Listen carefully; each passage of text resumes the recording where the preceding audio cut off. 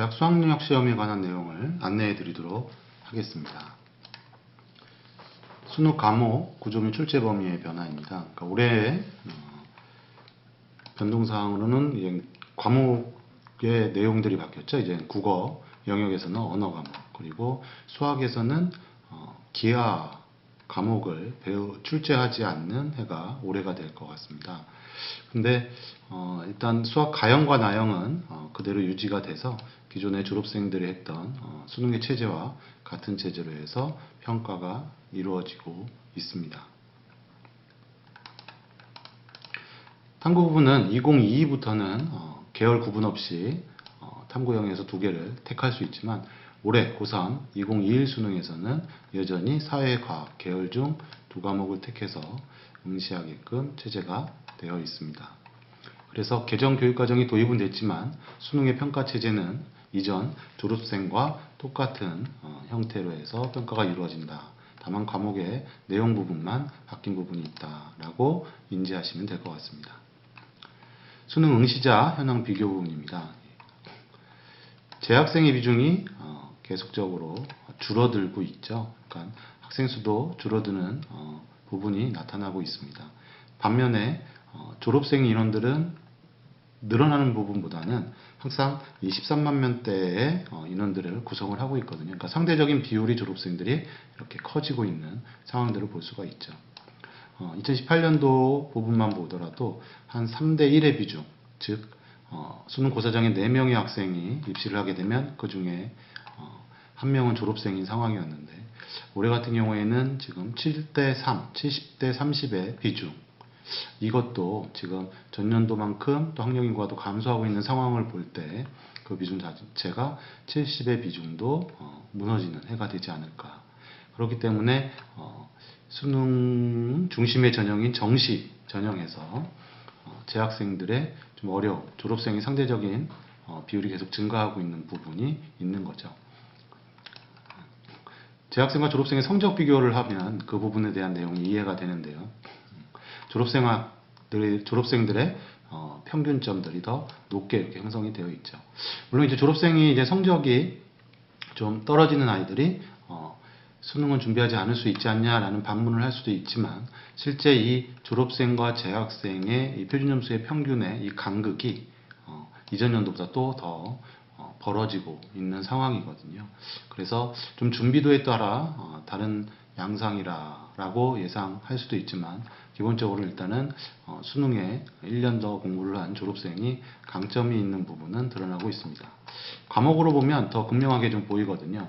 국어 영역에 1등급, 2등급, 3등급, 4등급의 재학생과 졸업생의 비율을 이렇게 비교해 보시면 졸업생이 현저히 높은 걸 느낄 수 있고요. 수학 영역도 한번 볼까요?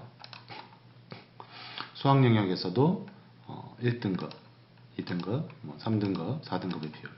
나형에서도요. 1등급, 2등급, 3등급, 4등급의 비율을 보게 되면 졸업생이 현저히 좀 더 탁월함을 나타내고 있는 부분들을 볼 수가 있죠. 그래서 이제 정시에서의 모집 인원이 한 8만여 명 정도가 되거든요. 근데 졸업생이 아까 전년도에 같은 경우 13만 6천 정도가 들어왔죠. 그렇기 때문에 졸업생 아이들도 수능을 다시 봐서 입시에 다시 준비한다는 얘기가 정시에만 포커스가 맞춰져 있지는 않습니다. 수시에 대한 준비도 같이 병행을 하는데 기본적으로 수능에 조금 등급, 상위 등급의 졸업생들의 인원의 배치가 또 비율이 더 높기 때문에 상대적으로 재학생의 합격 결과라는 부분이 많이 잘 드러나지 않는 상황들이 있는 거죠. 물론 이제 대학의 커트라인에 따라 좀 다른 부분은 있지만 우리가 이런 방향성 또는 이런 상황들을 인지할 필요는 있습니다. 그래서 혹시 일단 아이가 학교 내신 성적보다도 수능 성적이 훨씬 좋은 학생이라면 물론 당연히 정시 기반으로 또 준비를 해야겠지만 그렇지 않은 상황이라고 할 때는 이런 어려움에 대해서 또 수시에 대해서 어려움을 인지하고 수시에 대해서 적극적으로 또 지원 전략을 짤 필요는 있어 보입니다. 선택 과목 응시에 따른 유불리 내용인데요. 이제 수능에서 선택 과목에 따른 유불리가 있다라는 얘기는 많이 접해 보셨을 텐데요. 한번 이런 팩트를 한번 보도록 하겠습니다. 일단 원점수 기준으로 해서 48점 받은 학생입니다. 그죠? 여기서 48점. 예, 2점짜리 하나를 틀린 학생인데 이 도학생, 생활과 윤리, 윤리와 사상을 신청한 도학생을 봤을 때 받게 되는 표점이 다른 거죠. 네, 표점이 다르게 나옵니다. 그러면 여기서 일단 1차적으로 유불리가 생길 수 있는 거고요. 100분위를 보게 되면 차이가 또 95, 84 이렇게 100분위 차이가 나죠. 주요 대학에서는 이 표점의 점수 극간을 좀 줄여주고자 100분위를 통해서 변환 표준 점수를 환산을 해줍니다. 근데 100분위 95, 84면 또 역시 이 사이에서 물론 점수의 극간이 정수에서 소수로 바뀔 수는 있지만 어차피 그 차이점은 분명히 발생을 한다는 얘기죠. 어떻게 보면 학생들은 사탐 과목을 이렇게 선택을 하고 시험 문제를 둘이 똑같이 하나씩 틀린 학생들이거든요. 그렇죠? 네. 하나씩 틀린 학생인데 받게 되는 점수가 차이가 있다. 예. 또 여기 보면 이 윤리와 사상 같은 경우는 48점 받은 아이가 등급이 3등급 나옵니다. 세계사 같은 경우는 46점 받은 애가 3등급, 즉 47점까지 두 개를 더 틀려도 1등급이 나오는 상황들이 이렇게 있죠. 예. 그래서 어떻게 예측을 해서 준비할 수는 없지만 수능에서 이런 선택 위주의 과목 편성 그렇게 해서 응시가 이루어졌을 때 집단 자체가 다르기 때문에 이렇게 유불리가 발생할 여지가 있다라는 것을 우리가 인지하고 준비해야 될 필요가 있습니다. 자, 절대평가 과목이죠. 영어, 한국사를 좀 볼게요. 영어 같은 경우에는 일단 전년도가 7.43, 그러니까 2020 수능에서 그래서 2021 5.3보다는 높게 형성이 됐죠. 많은 또 예상치들이 있었습니다. 더 쉽게 나오나 또 더 어렵게 나오나 이런 부분들이 있었는데 실제 영어의 비중이 또 7.43 그리고 누적 비율이 꽤 높게 나오죠. 1, 2, 3등급 전체의 누적 비율을 이렇게 보게 될 때 실제 우리가 학력 인구가 감소해서 최저 등급을 만족하는 아이들이 줄어들 것이다 라는 많은 염려도 실제 했습니다. 그러나 일단 영어가 그 이전 연도보다는 좀 쉬워지면서 대학에서도 지금 최저 등급 충족률이 예상만큼 그렇게 큰 하락에 영향을 미치지는 못했다라고 지금 판단을 하고 있습니다. 한국사입니다. 한국사는 보통 우리가 이제 3등급까지 얘기를 많이 하거든요. 왜 그러냐면 주요 대학 최저 등급이 3등급부터 보통 시작을 합니다. 그래서 2019년도 3등급은 65.65%였죠. 예. 2020 수능에서 3등급은 56.58. 물론 이제 그래도 절반 이상이 또 3등급을 갖는 성적이기 때문에 크게 아이들이 일단 이 비율상으로 볼 때는 부담을 느끼지 않는 상황입니다. 물론 그 대학에서 아이가 지원한 대학에서 최저 등급을 설정한다고 하면 그 최저 등급에는 꼭 반드시 맞출 수 있는 전략을 짜야 하겠죠. 다음은 대입 전형 주요 사항에 대해서 살펴보도록 하겠습니다. 2020, 2021 네, 큰 변화 없다라는 얘기죠. 수시정시 비율상으로 보면 77대 23의 비중입니다. 대입의 변화 흐름으로 볼 때 올해 고3 같은 경우에는 크게 달라진 부분이 없습니다. 교육과정은 도입했지만 수능시험의 범위만 일부 이렇게 변화된 내용이고요. 올해 고2, 2022 개편이죠. 그 다음에 2024 개편 내용이 적용되는 학생부 제공 항목이 축소되는 중3이 가장 큰 변화의 선상에 있다라고 볼 수가 있을 것 같습니다. 올해 대입 전형 주요 특징은 수시 모집 비중이 소폭 감소가 됐고요. 학생부 위주 전형 비중은 수시 비중에 맞춰서 줄어들지 않을까 했는데 실제 뚜껑을 열어보면 67.5%로 소폭 증가를 했습니다. 논술의 인원은 감소하고 있고요. 감소 추이가 계속 진행이 되고 있습니다. 이 고른기회 전형과 지역인재 특별 전형 모집 인원은 국가 시책상 계속 증가하는 상황으로 이렇게 나타나고 있어서요. 고른기회와 지역인재 이 전형에 해당하는 학생들은 잘 또 자신에게 또 하나의 기회가 될 수 있고 또 실제 지원할 수 있는 여지가 또 다양함을 또 줄 수가 있거든요. 선택지가요. 그렇죠? 뭐 이제 종합도 할 수도 있고 또 교과로도 할 수도 있고 그래서 그런 다양한 선택을 학생의 상황에 맞게 전략을 구성을 하면 좋을 것 같습니다. 수시 모집, 정시 모집, 지역별 비율입니다. 77대 23 전국적인 비율이지만 상대적으로 그래도 정시의 비중이 그 77대 23보다 높은 지역이 서울, 인천, 경기, 수도권에 이렇게 나타나고 있죠. 또 수도권 외 지역에서도 뭐 대구나 제주에서도 표현이 되고 있습니다. 제주는 뭐 제주대학교 제주국제대가 있는데 제주대의 비중이 많이 반영된 거라고 이렇게 또 볼 수가 있을 것 같고요. 그러니까 서울 지역에서는 정시 비중도 소폭 있었습니다. 그러면 전국적으로는 학생부 교과 전형의 인원이 많거든요. 근데 서울 지역은 그렇지 않죠. 그러니까 서울과 수도권에서 좀 나타나는 현상이라고 볼 수 있는데 기본적으로는 서울 지역에서 대학 서울 지역 수도권의 모집 인원보다 졸업생의 인원이 더 많습니다. 그렇기 때문에 정량적인 요소만으로 평가는 이제 학생부 교과 부분만으로 선발하기가 어려운 거죠. 심지어 서울 지역에서 학생부 교과 전형으로 학생을 선발하더라도 그 외에 면접이든 또는 수능 최저 부분을 반영을 해서 다른 평가 요소를 잡는 거거든요. 그래서 학생부 교과의 그냥 성적만으로 해서 서울 지역에서는 또 학생을 선발한다고 하면은 어려운 거죠. 모집 인원보다 졸업하는 학생 수가 훨씬 많은 상황이기 때문에 그 외에 정략적인 평가 요소 외에 뭐 학생부 종합, 즉 학교 활동의 내용들이 담겨 있는 학생부 종합이나 또는 논술 능력을 평가하는 논술 또는 수능 역량을 보는 또 정시 위주의 또 선발들의 비율도 분명히 필요하다라는 얘기를 드려봅니다. 대입 전형 일정 부분입니다. 올해는 코로나19로 어떤 변화가 있을지는 아직 예측하기 어렵습니다.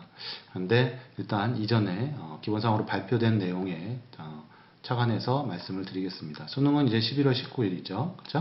원서 접수가 이제 시작이 되는 거고요. 좀 생각하고 좀 체크해야 될 부분은 이 수능을 본 뒤에 학생부 작성 마감이 지금 11월 30일로 되어 있습니다. 근데 수능을 치르고 나서 그 다음 주에 보통 학교에서는 뭐 2차 지필이나 기말고사들의 시험을 보거든요.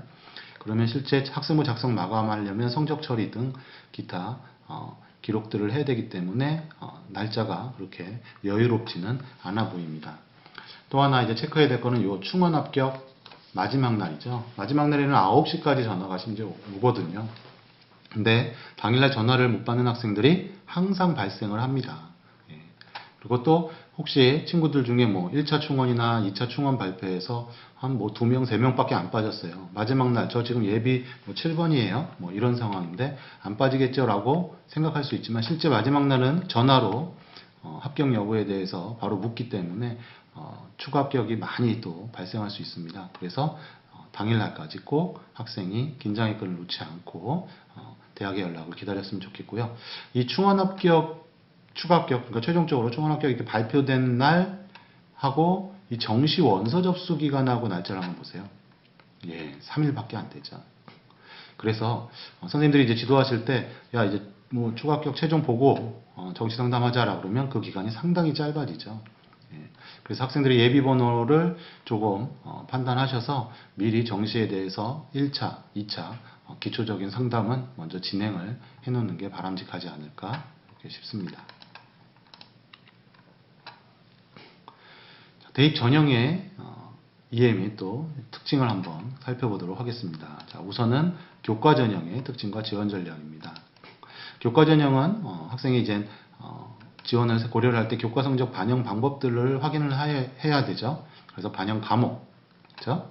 그 다음에 뭐 반영 비율, 그리고 산출 지표들, 등급을 쓰냐 또는 뭐 지점수도 이런 것들을 쓰는 학교들도 있거든요.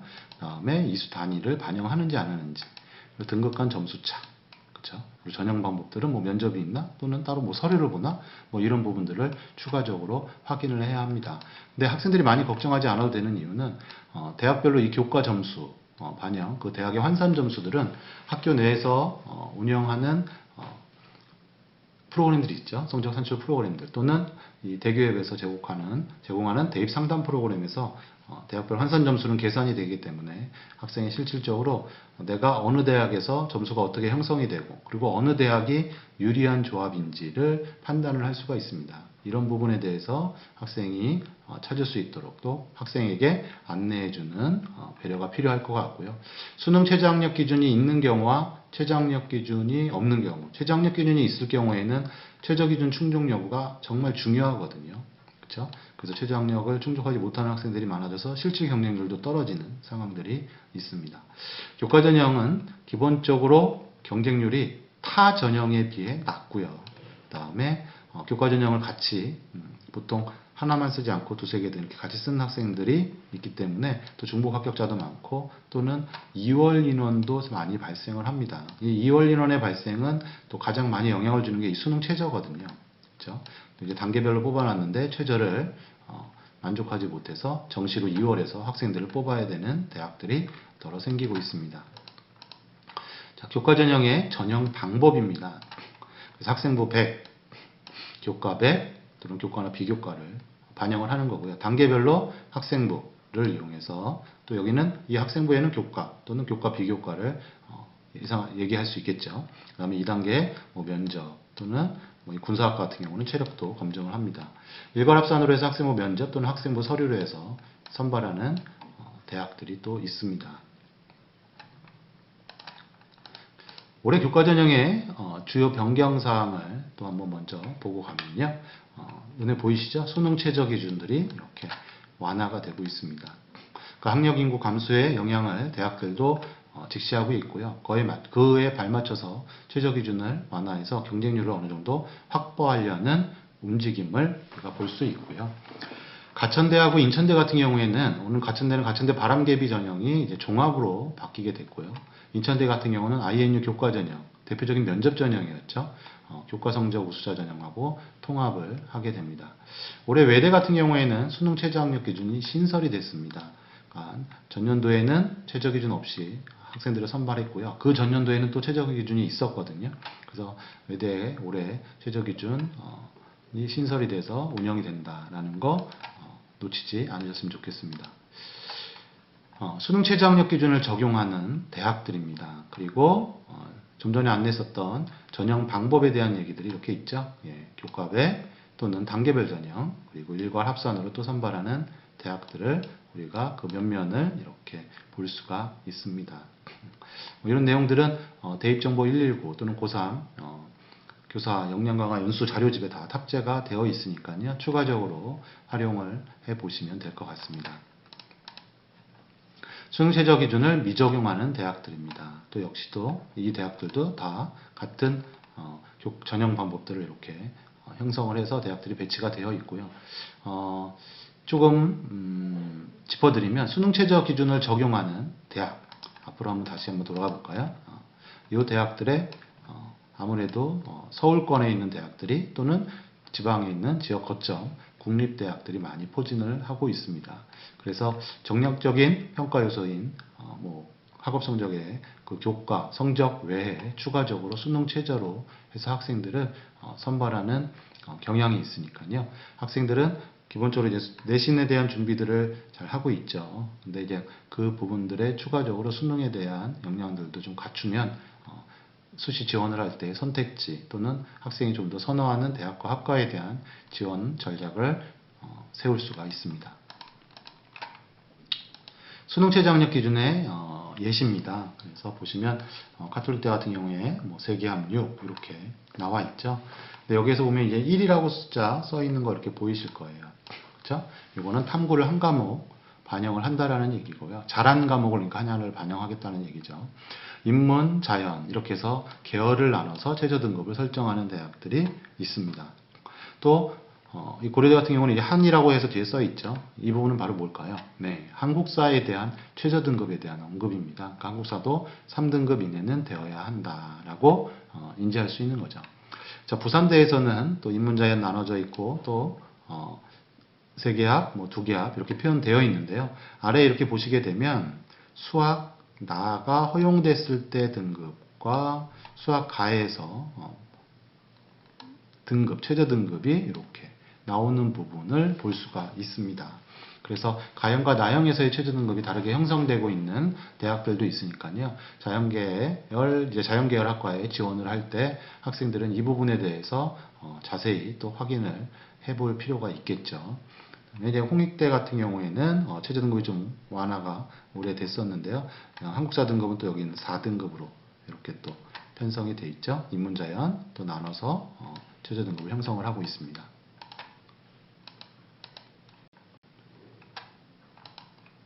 교과 반영 방법에 대해서 이번에는 또 예시들을 한번 살펴보겠습니다. 고려대 같은 경우는 반영 교과를 정교과를 이렇게 하고 있고요. 학년별 반영 비율을 20, 40, 40으로 운영합니다. 이화여대 같은 경우는 국영, 수, 사, 과정, 인문자연 통틀어 같이 적용이 되는 거고요. 다음에 반영 비율은 100, 1, 2, 3학년 학년의 구부열 없이 반영을 한다는 얘기가 되겠습니다. 한국교통대 같은 경우는 또 20, 40, 40이 아니라 30, 30, 40이 이렇게 돼 있죠. 그러면 학생들은 대학별로 점수를 산출하게 되면 그러니까 고려대에서 점수 산출과 교통대에서의 점수 산출이 달라질 수 있다는 것을 우리가 또 예측해 볼 수가 있습니다. 반영 비율이 다르기 때문에요. 한국외대 같은 경우에는 인문자연 계열별로 국영수사, 국영수과 이와 같이 구별지어서 또 내신을 또 산출하는 대학들이 있습니다. 명지대 같은 경우는 자연계에서 국영수 관대 16과목에서 교과별 4과목, 국어 4개, 수학, 영어, 과학 다 4과목씩 이렇게 잘한 과목들을 뽑아서 점수를 산출하겠다는 뜻이겠죠. 이렇게 해서 산출하는 또 대학이 있고요. 충북대 같은 경우에는 국수영사가 인문 기본 베이스인데 1학년에서는 국수영사과를 반영하겠다라고 하는 대학도 있습니다. 그래서 이 대학별 내신 산출은 학교에서 운영하는 프로그램 또는 대입상담 프로그램을 토대로 학생이 어느 대학에 어느 반영 교과에 또 어떤 반영 비율을 갖고 있는 대학에 유리하게 형성되는지를 파악할 필요가 있어 보입니다. 자, 수시 모집 교과 전형 경쟁률에 대한 이야기입니다. 그래서 뭐 이제 서울하고 수도권의 이제 주요 대학들로 해서 이렇게 경쟁률이 잡혀 있는데요. 한번 짚어볼 거는 이제 고려대죠. 고려대 같은 경우는 2019년도에 3.5인데 3.9. 그러니까 학교 추천 전형에서 3배수를 뽑았었거든요. 그렇죠? 그래서 실제 경쟁률이 높게 형성되지 않는 상황들을 이렇게 볼 수 있는데요.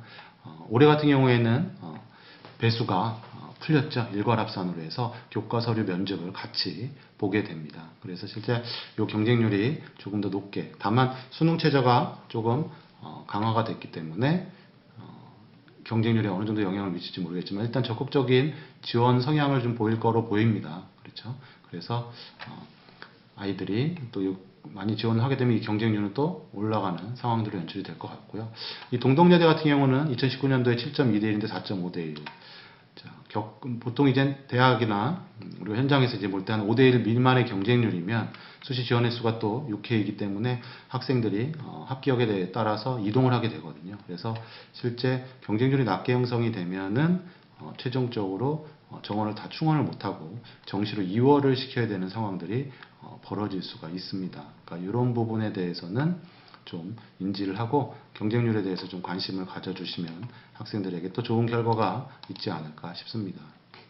자, 인천대 같은 경우에는 9.1대 1에서 7.5대 1로 경쟁률이 좀 낮아졌는데요. 올해는 이제 그 교과 전형으로 통합을 했거든요. 그렇죠? INU 면접 전형을 폐지를 하고 교과로 통합을 하면서 실제 인원은 늘어났습니다. 하지만 이제 INU 전형을 폐지를 한 상황이기 때문에 또 올해의 경쟁률 추이를 좀 살펴볼 의미가 있을 것 같고요. 전주교대 같은 경우는 5.1대 1에서 3.1대 1로 이렇게 떨어졌습니다. 그렇게 되면 이 교대에서 이 교과 전형 운영했을 때 또 단계별로 해서 선발하고 최저를 이렇게 적용했을 때 나타나는 현상인데 2월 인원이 상당히 많아지거든요. 그러니까 그런 정보를 알고 있다는 건 또 역으로 학생이나 또 선생님들께서 또 지원하는데 좋은 또 정보가 될 수도 있을 것 같고요. 외대 같은 경우에는 2019년도에는 최저를 봤었죠. 최저가 있었습니다. 그런데 2020 올해 학생들 모집에서, 그러니까 올해 이제 졸업생들이죠. 들어간 모집에서는 최저가 없어졌었죠. 그래서 경쟁률이 실제로는 떨어졌습니다. 평균 경쟁률이. 근데 올해 다시 수능 최저가 신설이 되기 때문에 또 안정적으로 최저가 만족하는 아이들이 또 지원하는 성향을 판단을 해볼 때 최저가 올해보다는 또 오를 개연성은 또 갖고 있습니다. 그렇게 되면 성적이나 이런 분포 부분을 좀 미리 예측하고 지원 전략을 짜야 될 필요가 있을 것 같고요. 전형별 충원율입니다. 이제 교과 전형에 대한 좀 이야기를 드리려고 보여드리는 거고요. 이건 중앙대 전형별 충원율 비교입니다. 2017년부터 20년도까지의 비율상으로 보게 되면 교과 전형의 충원율이 종합과 논술에 비해 단원권 높죠. 논술은 충원율이 상당히 낮은 것을 이렇게 볼 수 있습니다. 기본적으로 일단 논술 전형에서 모집 인원 자체가 또 적기 때문에 또 나타나는 현상이기도 한데요. 이 충원율을 볼 때 교과 전형의 충원율이 높다. 그만큼 추가 합격이 많이 이루어지는 게 교과 전형이다.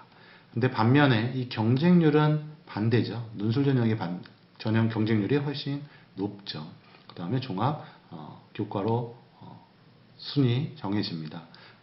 이 정보를 통해서 우리가 1차적으로 또 얘기를 해볼 수 있는 거는 입시에 대해서 지원을 했을 때 뭐 아이들이 더 선호하는 대학 또는 주요 대학들로 아이들이 뭐 이렇게 지원을 하고 거기에 합격하기를 바라기는 하지만 우리가 6장의 카드를 원서를 쓴다라고 할 때 그래도 합격 확률이 높은 전형은 단원 학생부 교과 전형이 아닐까. 그래도 최대한 정량적인 요소가 타 전형에 비해서는 많이 대두가 되어 있고 또 반영이 되어 있기 때문에 우리가 그렇게 인정을 할 수 있고요.